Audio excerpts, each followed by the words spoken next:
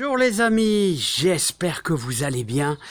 Alors on entame notre visite du deuxième jardin, c'est-à-dire le jardin que je m'occupe de ma belle-mère qui est super de 89 ans et qui mange grâce à moi de super bons légumes.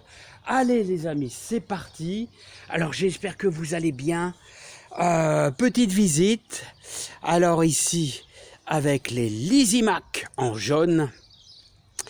Et on attaque tout de suite par nos échalotes. Alors si je peux vous donner un conseil, quand vous avez les bords des échalotes qui commencent à jaunir, et ben la récolte est tout à fait proche là. Et donc vous voyez, la réussite est assez au rendez-vous, hein. On peut dire, regardez, chaque échalote fait 1, 2, 3, 4, 5, 6. Alors vous plantez une échalote au mois de mars, vous en récoltez 6. Alors j'en ai mis peut-être 150. Hein.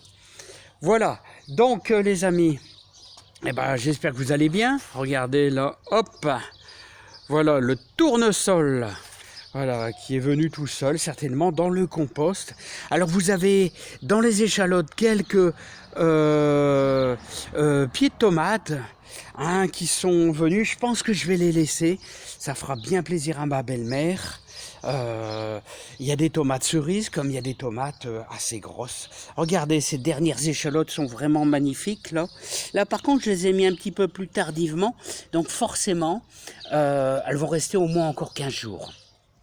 Ici, nous avons nos premières haricots verts, nos premiers haricots verts qui ont été plantés, qui ont été semés, on va dire, le 25 avril à la Saint-Marc. C'est à la Saint-Marc que nous débutons le semis des premiers haricots verts. Voilà, et donc, vous voyez, ils sont en fleurs. Vous voyez que par rapport à des haricots verts du mois qui sont en serre, on gagne quand même énormément de temps. Hein. Alors sachez que des haricots verts, vous pouvez en semer, comme je dis toujours, jusque pratiquement le 8 août. Ensuite, nous avons nos 12 lignes de pommes de terre Binch. Là, pommes frites ici. Hein, alors surtout, on va surveiller si le mildiou apparaît. Et n'oubliez pas, une cuillère à café de bicarbonate ainsi qu'une cuillère à café de savon noir mélangé dans 1 litre d'eau au pulvérisateur sur le feuillage. Voilà, donc ici, nous arrivons à nos grosses paresseuses. C'est une superbe belle réussite. Vous voyez, on a déjà bien tapé dedans. Regardez comment elle est en train de tourner avec la belle humidité que nous avons eue ces derniers jours. Et je vous dis, c'est une des merveilleuses laitues. Hein. Ici, nous avons à nouveau 3 lignes d'haricots verts.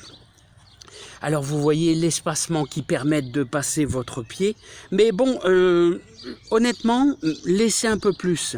Là, j'ai dû laisser à peu près 20 cm.